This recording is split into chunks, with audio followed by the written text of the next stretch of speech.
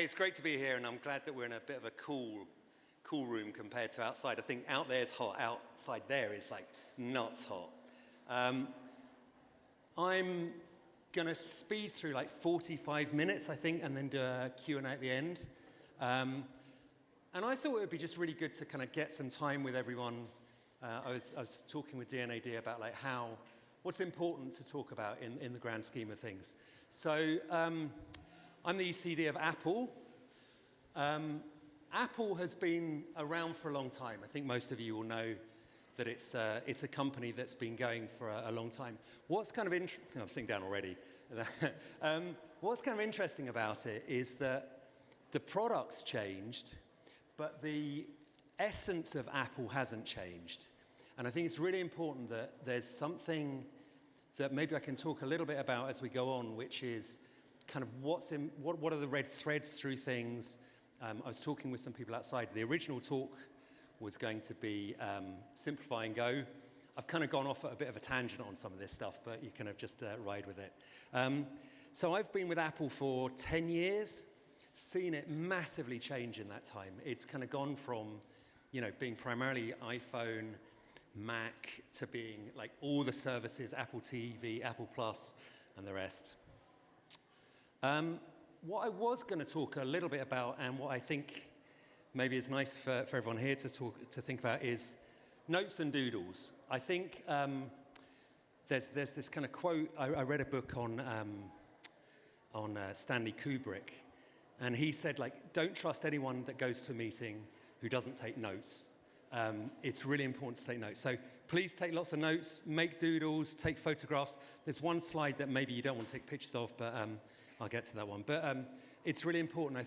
I've always kind of felt that in meetings, like his thing of like, don't trust people that don't take any notes is a really important one. This is kind of what I really wanted to talk about today. Oh, the blue's a bit dark. It's kind of a weird season at the moment. I mean, the weather's super hot, but it's the season of all the award shows. Everyone's talking about Cannes, all the degree shows, which you guys have been involved in. Everyone's talking about AI at the moment. I'm getting more and more wound up by going on LinkedIn and just seeing people posting like random nonsense on there. And there's a lot of talks and like looking at some of those Cannes talks, which are just around like almost kind of an excuse just to show a load of people's own work. That's not what I'm going to talk about today. There's a little bit of Apple work in there, a little bit of Nike work. I worked at Nike as a design director before Apple. But this is really the kind of the thing that I wanted to kind of take out from talking with you guys today. Simplify and Go. It's really simple. This is what you see in every Apple office around the world. When you first walk in, it doesn't matter if it's the biggest one in Cupertino or a small satellite office, all of them have these three words written as you walk in. Simplify, crossed out, simplify, simplify. And it's the principle that Apple kind of works to, which is really about economy of reducing everything down, getting it to the most base that you can. And it's a really important thing that's kind of reminded every time that somebody kind of comes into the building. And it's been a principle which kind of I've always liked. There's loads of ways of saying it: do less, more, do less better, less is more. All of that kind of thing. But really, like, it's all around simplification. The world's getting really busy, and I think, even walking around here today, it's really an assault on everyone's senses. Like, you're seeing a lot of stuff. I was up at Manchester University a couple of weeks ago, and I took this picture. It just struck me of like, there's so much noise, and there's so much cut through, and I think everyone in this room must be sort of painfully aware of like, how do I make a difference in that environment, and how do I kind of cut through? There's a really nice Dutch expression, which is the baker's children have the worst bread. Basically, it means like you do it for somebody else, but you don't do it for yourself.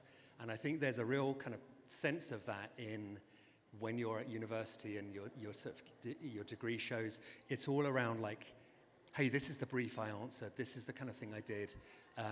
But often you kind of forget about like how to promote yourself in the right way. So really what I wanted to do in the next kind of session is just talk about some tips, things I've learned as I've gone along, and some kind of insights as to kind of how that works. One thing I've kind of realized over the last maybe 5 or so years, which has been sort of really clear in the way that work is going, is that it used to be like advertising, marketing, design. Design, I came from a design background, and then kind of went into art direction, and then into creative direction, then running agency. And I think one thing that I realized is that marketing was always seen as a slightly sort of weird word that I didn't really kind of understand or like, and advertising was something kind of far away.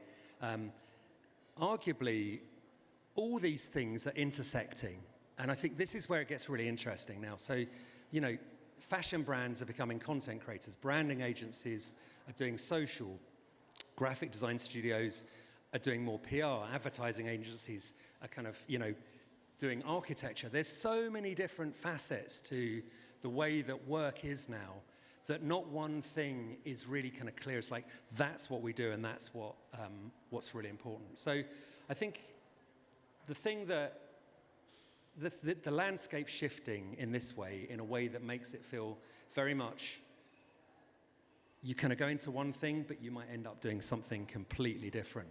The thing that is critical and the thing that stays absolutely true in all of this is ideas. Ideas are the thing. That's basically what you're selling. That's what we do, I'd say, collectively in this room. It's kind of what people, it's our output. It's our thing that people pay for. So always just keep in mind the idea is the kind of thing. And when I'm interviewing people, interview a lot of different people for a lot of different roles, always looking for like, articulate the idea. What's the idea behind what you're doing? And that's the kind of key thing. Things can look nice, and you know, everyone can make something kind of look cool, but like, what's the depth behind it? How that extends is what is really interesting in terms of, okay, so I've kind of thought about what this thing is. I want to kind of look at it, and we talk a lot at work about ideas that travel, things that kind of start somewhere and then move somewhere else. So this is a really simple diagram of what that looks like. You start with the idea in the middle. Now we'll go on to kind of how this works. And then you can say how that sort of plays out in lots of different places. This is kind of a model that a lot of agencies are now working to. It's not new in any way. This is Walt Disney's sketches for Disney in the I think one's in the early 50s, one's in the early 60s. But you can see from here, like, he's way ahead. He's thinking about, like, I make films, then I'm going to do Disneyland, then I'm going to do a shop, you know, art shops, comic strips, publications, music. The core is Disney, but the kind of thing around it is what's actually really interesting and how that comes to life. So that actually is kind of where we always start. An example of that from Nike, where I worked like, I don't know, 15 years ago or so, but it still kind of seems relevant, is this. So Nike had this idea, which was, we're just going to own the word accuracy. That's not an idea, but it's a territory. It's a kind of place that you can work within. So accuracy became what informed all the work for a year or so. So that might be like, this is an example. This is a point of sale in Nike Towns, which was a crossbow. So you're briefing kind of the displays to look like accuracy. Roger Federer was briefed to talk about accuracy in press conferences. We did like guerrilla, kind of an online thing where you could shoot a ball at something, and it was all around accuracy. The product designers for the football boots were briefed on make a boot that's 3% more accurate or whatever it was. So there's a sense that one thing informs everything, and that becomes the sort of gravity that everything falls from. What it's not, and this is maybe a good example of what it isn't, is like, it's not just, we call it like matching luggage. Like, it's not just going, oh, we got one thing, we're just going to kind of put it on everything. That's not what the idea is around. There's a nice example that I'm going to show you that we worked on last year for this. So this is, as you probably recognize, this Batty power station. And this middle section here is Apple's headquarters, their European headquarters. And we had an idea which was to kind of use the two chimneys over the month of December and project something on them. So we did David Hockney year 1, and then year 2 we did Wallace and Gromit. And what was so good about Wallace and Gromit was that you could say, all right, so that's a little kind of animation that we do, but this is how that kind of plays out. So this is kind of really, and I'll just walk through some of these things. So that would be like them in the middle. There was like advertising, what they looked like on Instagram, behind the scenes, tutorials, editorial coverage, content creator partnerships, what that looked like in Apple stores. There was a launch night where we invited people to come along and see the animation kind of in real time. In Apple stores, there were kind of like Ardman came and gave a talk. App Store, how you can make animation yourself, shot on iPhone. Apple.com, collaborative posts. So you can see that from one seemingly simple thing, you're suddenly kind of going like, fuck, there's loads of stuff that we could do with this. And that's really interesting.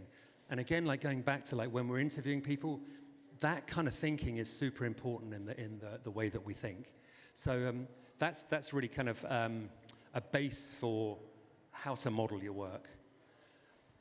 I put this guy in because I really like him, and there are loads of people like this. Pharrell is like this. Like, there's loads of like new people doing stuff. But this is Charles René Mackintosh. He was a Scottish architect. Like, well, I say architect. That's the whole point. He wasn't really an architect. He did everything. So he designed buildings. He designed like the doorknobs on the buildings and the window things. He designed the font, he did the illustrations, he did the furniture. And there's something really interesting about somebody that is applying that thinking to everything. I said, like, Pharrell is doing it now at Louis Vuitton. Like, you know, it's like an applied thinking that goes beyond just one thing. And I think it's really interesting. In the spirit of, like, kind of like everyone here kind of graduating and being new, I thought it would be good just to talk about like how we work and how a brief comes into the agency and then how the idea comes out the other side. And there's always this sort of thing which is you assume people know stuff, and I kind of didn't want to assume anything in this talk. So this is really around how you can work and how we work, and it might break it down a little bit more. So this is kind of the steps. This is how we work, and this is the steps that we work to. So we will get, this is the creatives in the agency. We'll get a brief. That brief will have come from what's called the strategy department. The strategy department are basically like really smart people that are looking at things, looking at cultural challenges, looking at commercial challenges. I mean, I'm making this up, but that might be, hey, loads of people in France are gaming on iPhone. That's not true, but I'm just saying it as an example. So it might be that that's the insight. So the brief would come from that. We then go into creative development. And the creative development, there are two ways of doing that. One is that we go, hey, you've got a couple of weeks to think about stuff. Or we also really like doing sprints. And sprints, like, nothing sharpens the mind like a deadline, right? So it's like, right, you got a day. Think about how this can be. Within that creative development, we have, like, art directors and copywriters. We have a design department, and we have a music department. That's what's really unique about Apple. Like, music is critical to the creative process. And I can't stress, like, when you're thinking about stuff, like, think about what the music is as well. So we're going to creative development.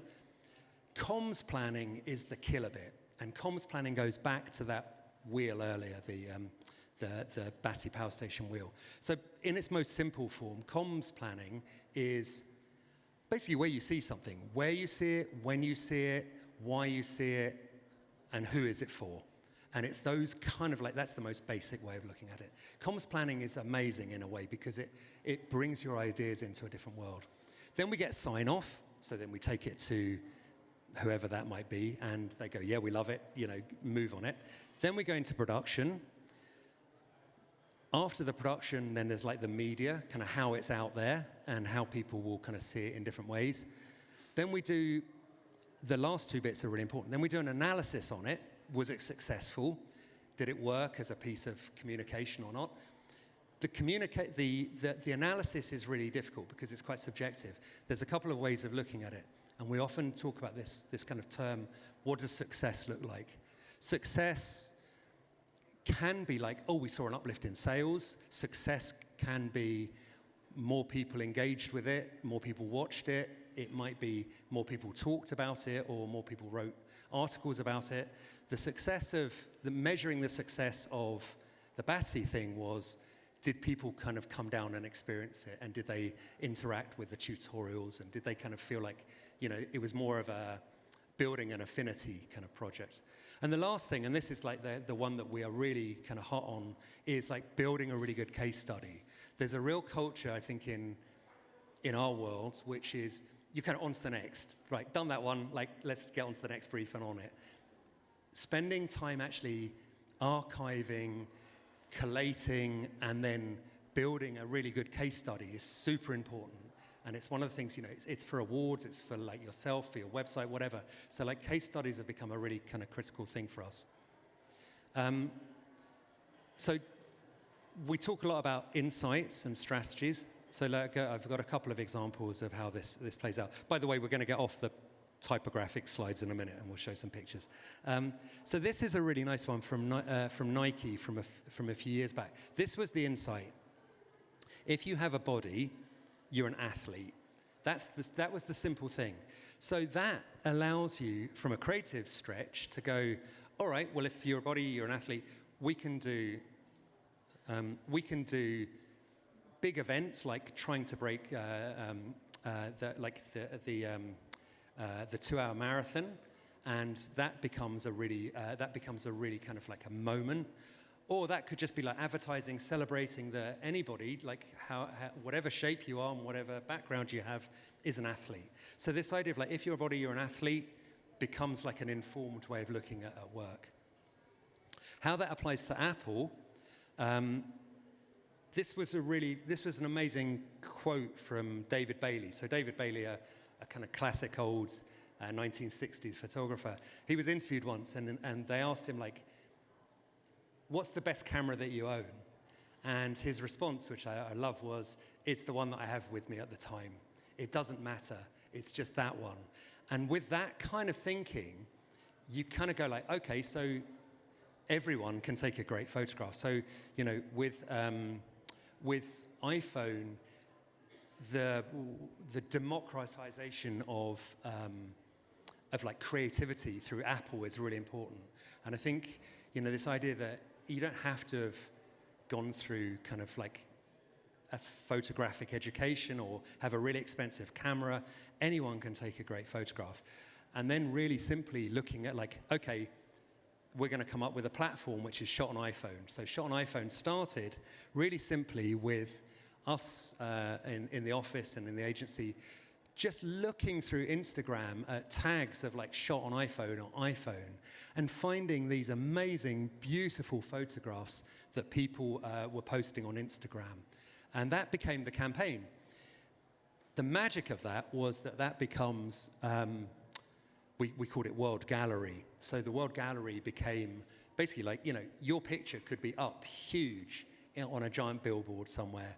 And the magic of shot on iPhone is like, we're not telling you how many megapixels the camera has. We're not talking about any of the technical stuff. We're talking about what you can do with it. And there's something really interesting about that. So shot on iPhone is a campaign that started 10 years ago. We started working on it way back. And it's just grown and grown and grown. And it's become what we call a platform. So we have platforms and we have campaigns. So shot on iPhone is a campaign. Is a platform, and like Behind the Mac is another one. So these are long playing types of work. Where this gets really interesting is where you take it next, and this is where I like kind of the stretch, ideas that travel. So I'm just going to play a little film. So what we did kind of a few years after that initial campaign was to start commissioning stuff. And when you start commissioning stuff, it takes on a completely different view. And we were given a brief. So this wasn't really an insight brief. We had access to 6 of the French national rugby team. And when that came in, it was a bit like, oh man, like what do we do with rugby players? Like that's kind of like a different way of looking at things. And we Googled Antoine Dupont, who's like the best rugby player in France, probably one of the best players in the world. And it was like Google image search of Antoine Dupont was like really shitty. And then you look at like, I don't know, you look at any football player or any American football player, and they're beautiful, like shots, really considered.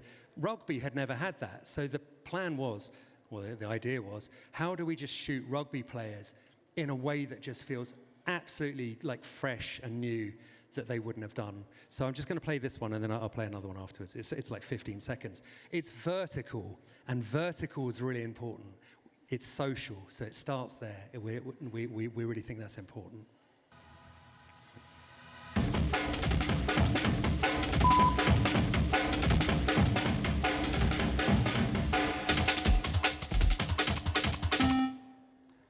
So it's not what you'd expect for rugby, right? It's kind of like takes it somewhere else, and this was running in France.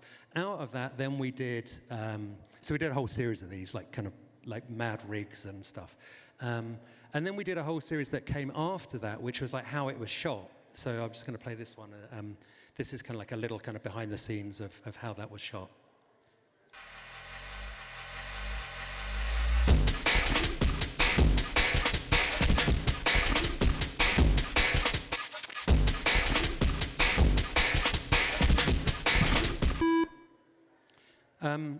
What's really important about that as well, not just the visual, is like the music. The music kind of makes it. If you put different music on it, it's just going to look feel completely different. So, you know, I said earlier, like we work with we have like a music department that are kind of in the creative department. They're writing and commissioning bits of music which kind of fit to this. From there, this is, I had to click the button a few times. This is kind of like everything else shot on iPhone that is just a little sort of random selection. So I'll just go around. So this one is Jacques Mousse. He's a really famous French fashion designer, like massive on social. You've probably seen some of his work. He did that beautiful catwalk in the lavender fields. It's kind of where he was known for.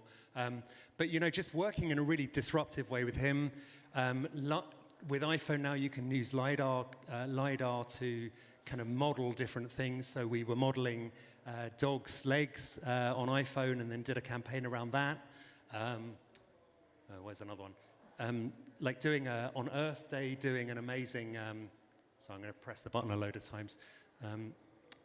Hermitage, which was, Hermitage was a really interesting one. There's a museum in St. Petersburg in Russia, and we did the longest one-take film ever filmed. It was like 6 hours continuously through the museum on one battery charge. So that's like that's a great product story. It's like, hey, battery, product, kind of like one of the world's biggest museums. There, Wallace and Gromit. You saw Suarte, which is for South America. We did one which was like on tour, which was just following bands around and shooting them. I'm not going to go into all of these, but there's a few. So, you know, and then like how-tos and the rest. Also, we do a huge amount for Apple Instagram, which has become a channel in its own right. You know, there's enough people kind of constantly kind of watching to see where Apple is going to go next with that. And then I just wanted to talk, and I touched on this earlier, but like the journey and the story. Not everyone sees everything, and when you put all of your stuff into like your website or your keynote or whatever it might be, you're kind of like seeing the whole story. The thing with the journey is that it's not that. It's about like, if I just see one bit, if I was just to see the Wallace and Gromit tutorial, but not see anything else, I'd still kind of get a good feeling from it. Ideally, you'd want everyone to see everything. But, you know, the journey is really important, and it's important that you kind of talk about the touch points. Another way of looking at that is like places and moments. Why I've come to love comms planning. I never really knew what comms planning was, and now I've completely come around to seeing it as like a really important part of our creative process. So this is an example of a place, and again, this goes back to that kind of slide with like we call it the pluralism of like different agencies doing different things. So this is the Apple store in New York. I think about like 5 or 8 years ago, it was the 5th most visited tourist attraction in New York. It's like, why would you go there? Because it has some kind of mercurial feel to it that Apple have built up as a brand. And there's something really interesting about like the destination becomes really important. So what's happened to Nike Town on Regent Street on Oxford Circus? You know, it was really. It wasn't it wasn't there for kind of transactional sales. It was there because it stood for the brand. And I think at one point Nike sort of lost its way a little bit with that. And now if you go around there now, they're redoing it and they're going to make it back to kind of a destination, a 3D articulation of what Nike is. So that's a kind of place. A moment is if you buy an iPhone, you know, that feeling you get as you open the box, you know, the perfect engineering of how those kind of micromillimeters work, that it just kind of pops off in a really cool way. That's kind of like all really considered, and it's designed to give you a feeling. This was the David Hockney thing from a couple of, like 2 years ago at Battersea.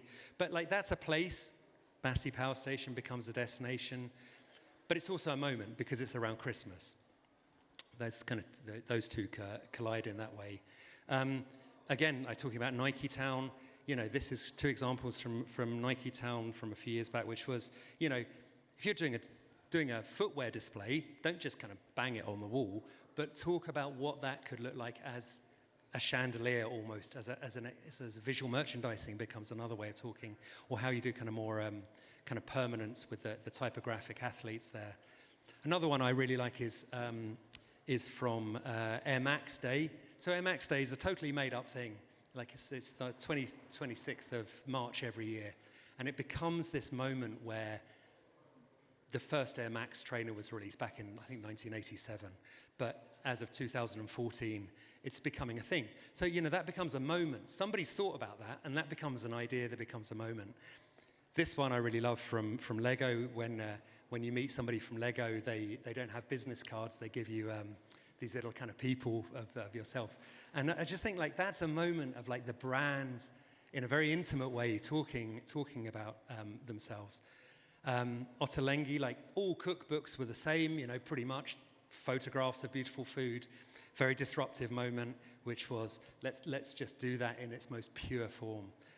That's another kind of moment, taking an opportunity. And then this one, which is really old, but it still holds up, and I just think it's amazing. If you haven't seen the Vogue fashion thing at the light room up in, or the light box up in King's Coles Drop Yard, like it's really worth watching. But this thing of PR and like kind of talking about something in a really cool way. So this is the Alexander McQueen show from I think 1998, 99. It's like really old, but it's still really amazing to watch, which was like, you know, I'm just going to make a moment and get people to talk about it. Which leads to another thing. This is maybe a helpful one. We often talk about this. It's like, what's the headline? So there's an agency in America, they're based in Denver. I did some work there like years ago, called Crispin Porter. They have this thing which is like, what's the headline? Like, what do you want to say? What do you want to say with your work? So effectively, you're doing that. You're starting at the end. I know what it needs to be. I just need to get there. And that's kind of like, that's really a good guidance for getting to work. More recently, we've been really thinking more like a PR company. So effectively, why would anyone talk about my work? Why would anyone want to share it? Why would anyone want to talk about it?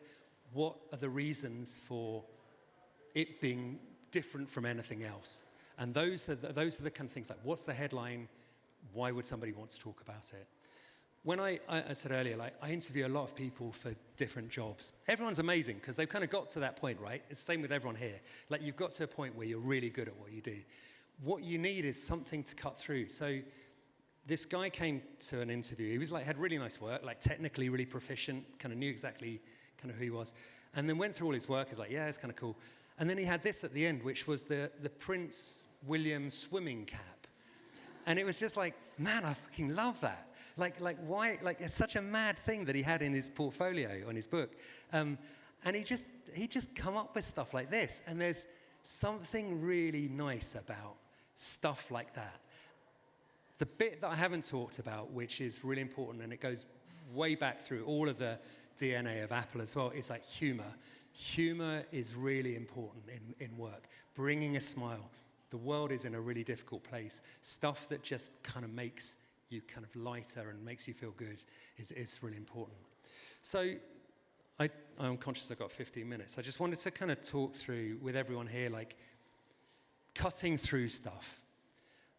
That's like presentations, your website, portfolios, emails, like everything. It's really important just to kind of have clarity of thought, I think.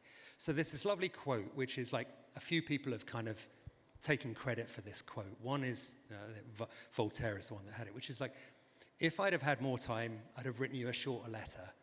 And there's something really good about that, which is like, just consider it. Really think about what it is. And don't splurge and go like, oh, I'm just going to bang it out. Really consider it. The one thing that I've been drumming into people at work, and it's super important, is this one. People don't read long emails. They don't read long copy on slides. They don't read that much anyway. And I think it's almost an indulgence that people will assume that you are going to read it. So don't do it, would be my advice. What was the last bit on there? Craft your words as much as your visuals. It's really important that you do that. People will take it on. We had a meeting, like this is a few years back, with somebody, and the strategist, going back to the strategist, they'd written a really long, upfront kind of rationale as to the work. And the guy was like, look, I'm not paying you by the word. Like just tell me what it is. And I think there's something, I've always really liked that as a kind of lesson. So, be reductive in the way that you talk about things. Headlines. This I kind of put in, I kind of made, because I think it's really important, which is like, you could almost like, a good presentation doesn't, this presentation's like about 80 slides, but a good presentation should be about like 6, which is 1, 2, 3, 4, 5, 6, which is like, number 1, what's the problem? What's the brief? Tell me what it is you're trying to do. Number 2, this is the idea in a line. Like, I don't like the word elevator pitch, but it is kind of that. It's like, hey, I don't have much time. This is what it is. Then a kind of key execution of it. Hey, this is how it comes to life. Then a little bit like some of the examples earlier, like this is how it rolls out. That doesn't have to be on one slide. That could be over a couple of slides. And then again, like going back to like, what's the headline? What would people want to take out of it? My wife is Dutch, and she interviewed this Dutch interior designer, and she asked him a question which I really like, which is like, what would you like if you got no money and you want to do a really good interior? Like, what would your advice be? His name's Jan de Befree. He said, like, take everything out and only put back in what you really like. And I think that you can apply to your work as well. Be ruthless with what you do. So there's a couple of ways to kind of cut through. One is like, I just said it, like, what's the headline? Hey, man walks, this is from 1969. Men walk on the moon. Like, I get it. That's what it is. I want to know a bit more. Oh, astronaut lands on a plane, collects rocks, plants flags. Go a little bit deeper, and you want to go a little bit deeper still, like then you kind of read the article. So almost like treat that hierarchy of messaging in the way that you do your work as well. The immediacy is something that's really important. When we were working at Nike on a lot of stuff, we had copywriters that were really good. And then we brought in this guy from, I think he was from The Sun or the Daily Mirror, and he was like the sports writer. And he just wrote these really punchy headlines. And it was amazing because he was like cutting through. Really, he knew how to kind of capture. So, there's some, there's some really nice examples of that. Like, there's like Barbara Kruger and Jenny Holzer, who did these kind of really simple, quick to understand messages. There's just a quick one on those. So the one on the left, Barbara Kruger, I think that's where Supreme got their logo from, which is just really like, you don't need any more than that to understand what that is. And then Jenny Holzer did this amazing thing, like when New York was really run down, the kind of late 70s and early 80s, just going around all the kind of rundown cinemas and just taking the letters for the new films and just putting up these statement pieces. And I've always really loved that, like from like way back, like it's just immediacy, and immediacy is really important. Another kind of example of that would be, there's two here. One is on the left, which was Catherine Hamnett at Fashion Week, and the other was Muhammad Ali at a Harvard speech. So she did this amazing thing. She walked in, I've photoshopped it, you'll see it, what is it in a minute. So she walked into Margaret Thatcher, she had her jacket on, they said, oh, do you want to take your jacket off? She's like, no, I don't, I'm all right. And then she pulled her jacket open and she had these big statement kind of things on her. And it was like a massive photo opportunity for her to do something really cool. And you got a statement piece, it's in the newspapers, it's around. The one that I really love from Muhammad Ali, when he was at the Harvard commencement speech, somebody shouted out, because he was really good at doing his pre-fight poems, and they're really kind of playful and fun. But somebody said what, can you tell us a poem? And he just went me, we, which at the time was just such a kind of goosebump moment of it articulates so much in such a sort of beautiful and pure way. I think it's credited with being the shortest poem in the Guinness Book of Records, but there's something kind of magic about that. So those are the kind of things that I look for in work. They're the kind of things which I would really advise kind of hold you in good stead. Be really, what's the right word? Refined in your thinking about how you think. And then there's two more slides and then that's it. This is something I often talk about with people at work. What's the JPEG? It's the same with that the Batty thing. Most people won't have seen it. They'll see a JPEG of it. The JPEG is the thing that people kind of really get off on. And then what's that image that captures it? A thing I always say to the creatives at work as well is what would the film poster be?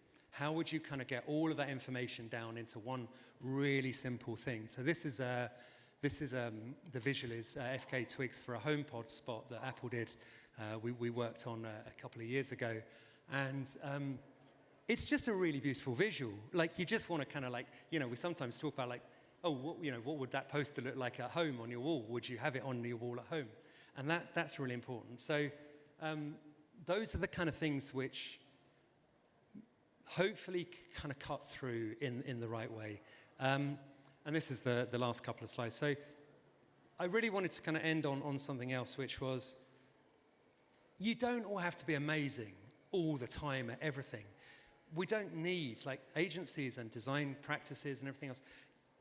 For all of the stuff I was saying earlier about the swimming cap and the rest, we don't need to have a band full of lead guitarists. It would sound horrendous. If you had a football team full of strikers, it would lose.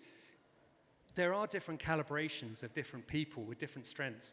And we're looking, people are looking for that kind of work. And I think it's really important that people know that. So this is not all about be crazy, kind of get out there and kind of do some stuff that's going to, kind of shake it up. It's not that. It's just about managing how you distill your information in the kind of baker's children kind of way. Be really kind of considered in that. And just play in position. We often talk about this at work, which is play in position, know your own strengths, think about what it is that you've got to offer beyond on someone else. I mean, this is the last one. The world, as I said earlier, the world is really buzzing, and when you're kind of overwhelmed with stuff, I think it's really important. And there's one other kind of weird thing about this. I was trying to think of a word in a world full of shit or kind of chaos or whatever. And sometimes just one little scribble will make a better kind of articulation of it than a word will. So you don't have to have loads of words on stuff. But my kind of parting shot would just be keep it really simple and try and be really articulate in the way that you talk. That was it. Oh shit, there's the keynote gone. Right, thank you.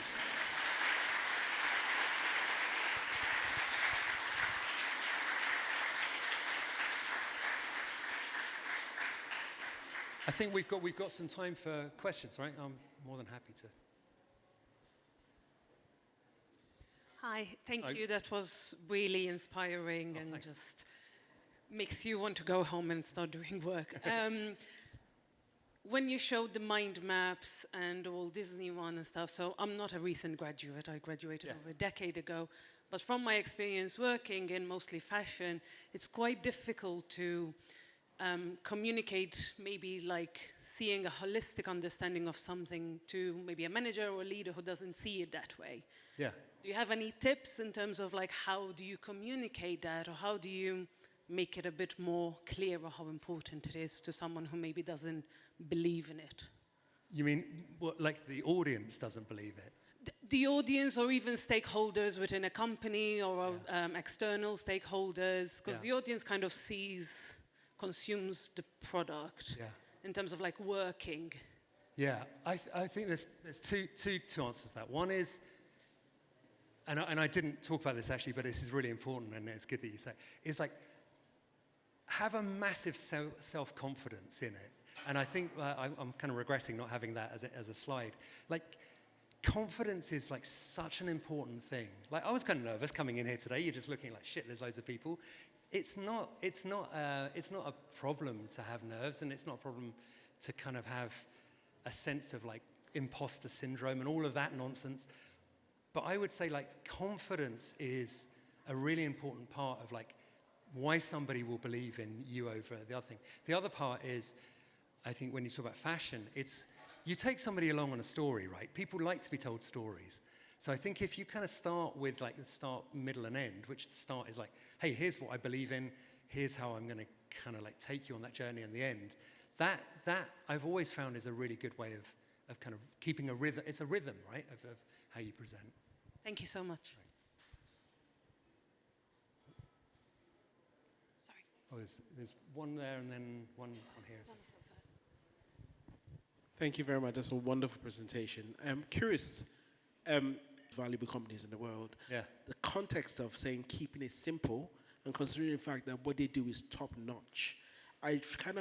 Which I understand, like obviously, growing an organization, you have to have a throughput culture, which is simplicity, and which I see with their UX and the design.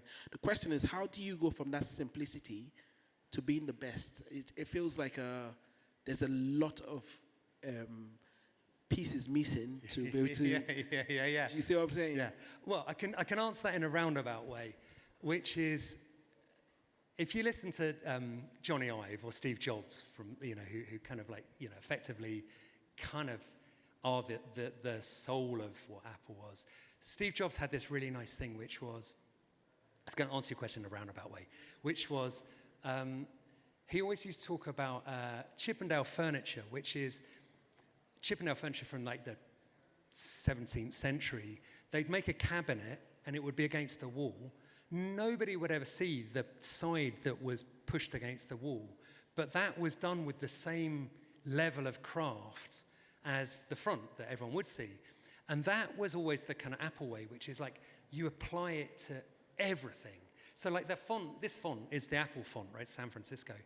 The craft, when you kind of zoom in on it, it's just like insane. Like the commas are just really elegant. And I don't know, like it's from there through to, Cupertino, the biggest thing. So I think it's the application of it. And you almost, and that's another thing I kind of probably should have said earlier as well, it's instinct.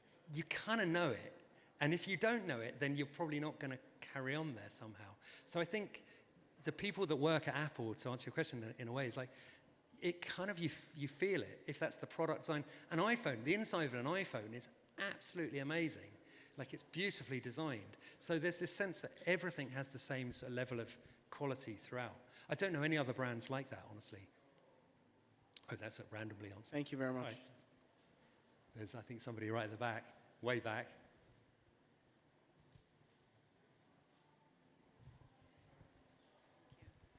Thank you for the talk. The question is, as a creative, how often do you refer to initial Apple brand platform? How often do you refer to Apple brand platform?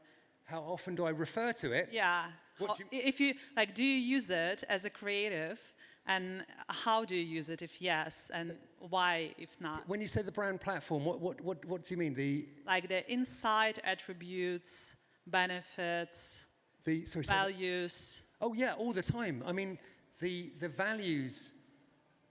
You know, it's kind of weird with companies where they have like values. Like Nike has, they call it the 10 maxims of Nike, and Apple has kind of like a series of values. The one that I always stand by and I really like is think different, because think different like was an advertising line from like when Steve Jobs came back, and that thinking kind of is almost like the thing that I think most people would go to.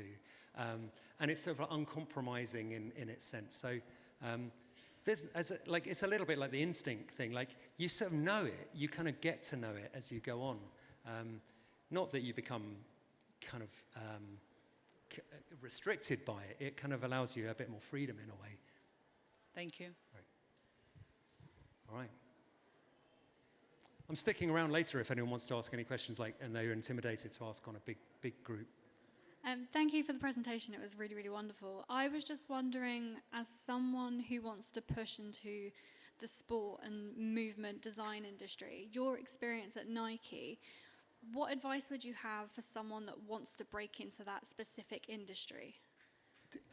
Yeah, that's a great question, because it's a competitive industry to be in. Are you talking about like the product design or the to be honest, anything. I'm about to start my degree in design, but as I've got so many years of experience yet to come, I'm very much an open book in terms of product design. Right. Any kind of design really, but I'm very passionate about movement and sport. Yeah. So I know that's something I would love to have in my future. I'm just wondering, is there anything specific that stands out? Yes, there is. And I would say it's not about if you're a good designer at this stage. It's about if you've got a point of view on the world and the world of sport. Yep. I mean, we're working a lot at the moment with the England women's rugby team, and it's amazing watching like women's rugby just kind of on its ascent in a really interesting way, and that to me is a much more interesting area to be in maybe than like the more established sports and the way that they are playing. So I would say look at other ways in.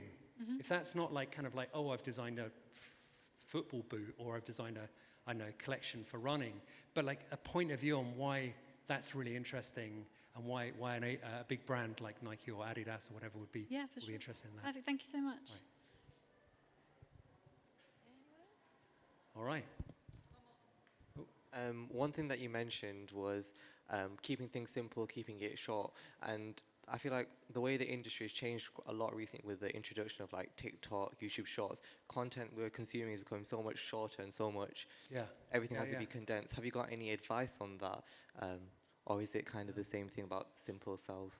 I mean, there's a whole science to it, right? We have this whole thing at work, which is, on TikTok, especially TikTok, but like on Instagram as well. It's just like, the science is like, if you show a face in the first 3 seconds, people are more likely to kind of engage.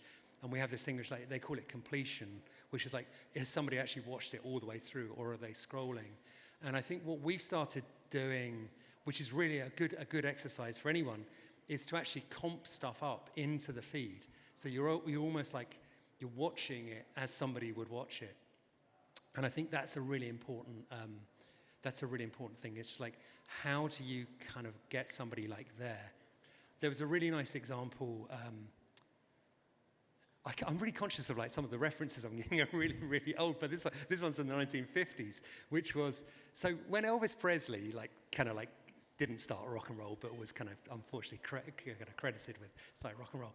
What they would do, that he would go to this studio called Sun Studios in Memphis, and they would record him singing a song, and they would then do the proper recording of it. They would then take that recording out into the car park, And those lovely old 1950s cars, convertible cars, they would then put it through the car radio and listen to it on the speakers of the car radio, because that's how everyone was going to listen to it. So there's something really interesting about you design it for, or you consider the end of how most people will consume it. So to your point about TikTok, almost, and going back to starting at the end, almost like when you're just doing that and you're just scrolling, how do you cut through in that way? It's really important, and it's we're spending half our time at the moment trying to work out how to do that. And especially for Apple, the Jack Moose reference, all the fashion brands are doing it really well. Loewe, Hermes, they've all kind of turned up in social and done it really, really well. They've kind of understood how to do it. A lot of other brands are just kind of dad with a leather jacket at the disco. They're not kind of doing it right. So I think just being uncompromising in who you are, like Loewe or Hermes or Louis Vuitton, and then doing that in the right way on TikTok is the right way. But yeah, it's a science. It's worth looking into the science of what works on TikTok or not. Amazing, thank you. Hi, thank you for the talk. It's really inspiring. Thank you. I wanted to ask, so for example, a brief comes your way and you get some ideas. What are maybe 3 to 5 ways you simplify them? Yeah, that's a really good yourself or helping it for your team? Yeah. Well, I tell you how there's one answer to that, which is that you know the slide with the 6 things on it? Force people to use that, at work. I'm not even going to kind of look at people that are just doing, slide 29, slide 30.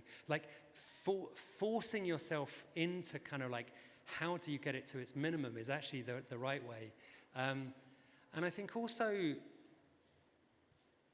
I kind of also I'm going to slightly contradict what I was saying earlier.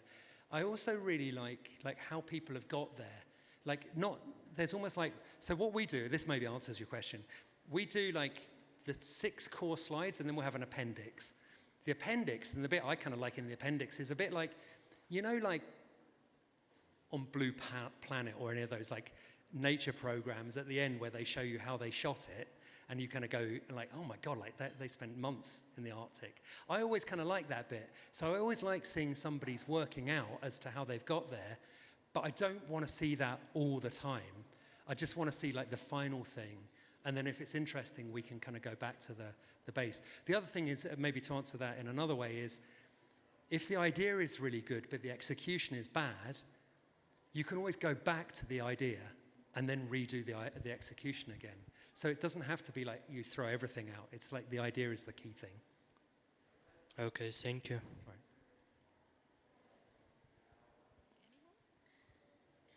All right. I think we're done. Good. All right, nice one. Thank you, everyone. Good luck.